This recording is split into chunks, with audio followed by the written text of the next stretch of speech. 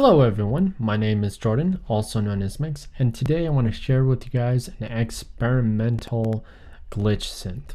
Now this glitch synth is very peaceful, it's very clean, it doesn't have any of those bits that hold it down to those genres of 8-bit or crushed or things of that sort. So I'm going to play you my little demo example that I have right here, and then after that I'll show you guys how to create this wonderful, unique synth. So have a listen.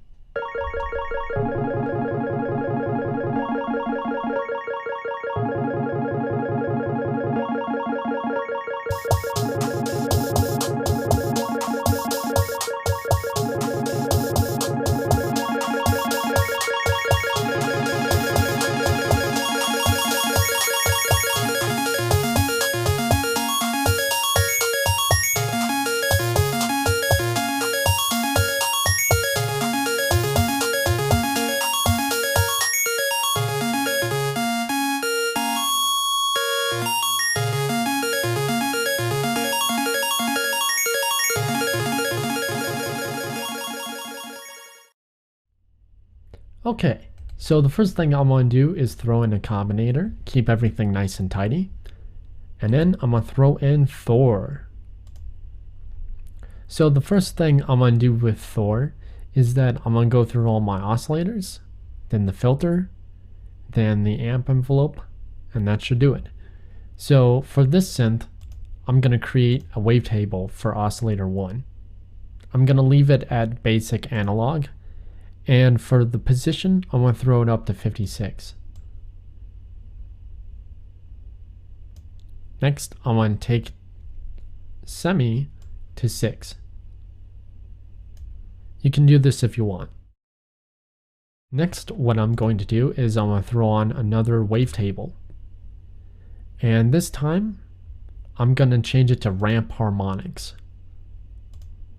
And we'll leave it at the same position. Then, the next thing I'm going to do is throw up my semi to 6. We have a very basic type of hollow sound, which is something that'll work perfectly for this. Next, for my low pass, I'm going to turn it up. So 512 should be a good one.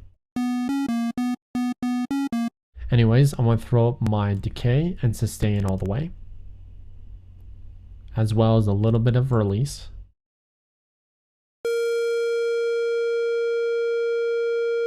So it doesn't fade out. So that's the synth.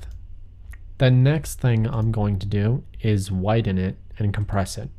So I want to throw on my pulverizer. I want to bring up the squash a bit to 24%. You can turn up the dirt if you want, because later on we're going to throw on a saturator. This is a rack extension, but if you want to turn up the dirt now, let's see what kind of dirt percentage we'll need.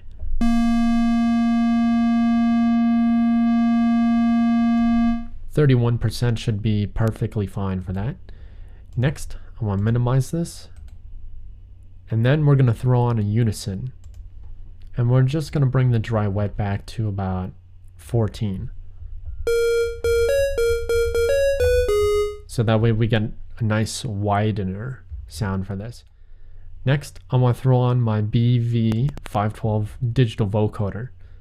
I'm going to set it to 8 bands and set it to equalize and turn up the shift to 39. So it's a little bit widener. It's wide. That's what I'm trying to say. Next, after this, I'm going to throw on my RV7000 Advanced Reverb. And this time, we're going to edit it ourselves instead of using a preset. I want to turn up my size all the way. I want to set the room to 4. I want to turn up my ER level to probably about 4.2 of where that kind of connects. That looks right.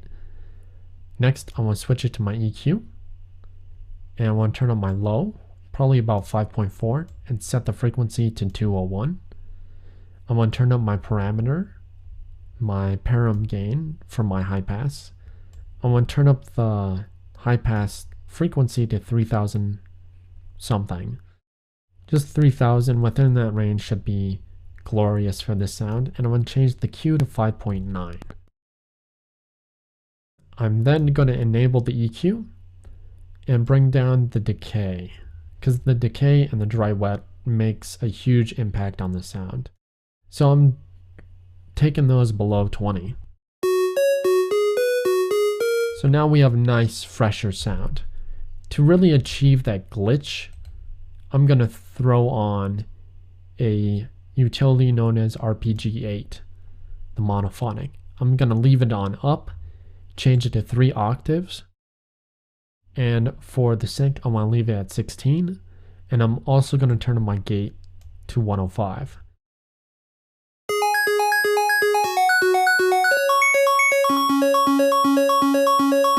So there you have a basic understanding of the synth.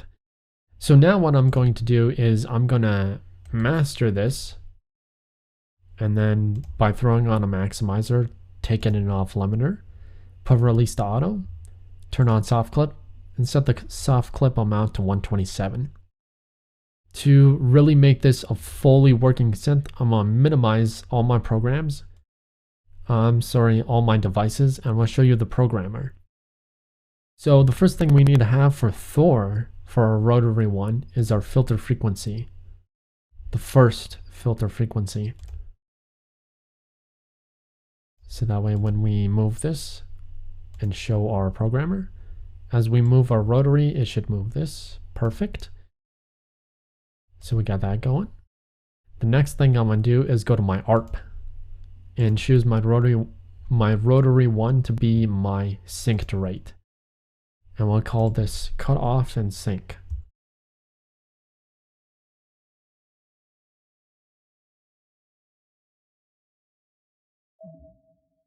So that should work. Next, for my rotary 2, I'm going to change this to be the gate length. And we'll call this gate. So now you should have your fully working synth and a movable rate knob. If you want, you can, this is totally optional, but for the second button, while you're still highlighting the ARP1, you can go to synced rate. Or sync, I'm sorry, not synced rate, but sync. There we go. So now you should sync it on and off. So now let's play the synth out, and thanks for joining me. And tomorrow I'll teach you guys another synth or whatever comes to mind. Thanks for following me. Subscribers help a lot. And take it easy and chill.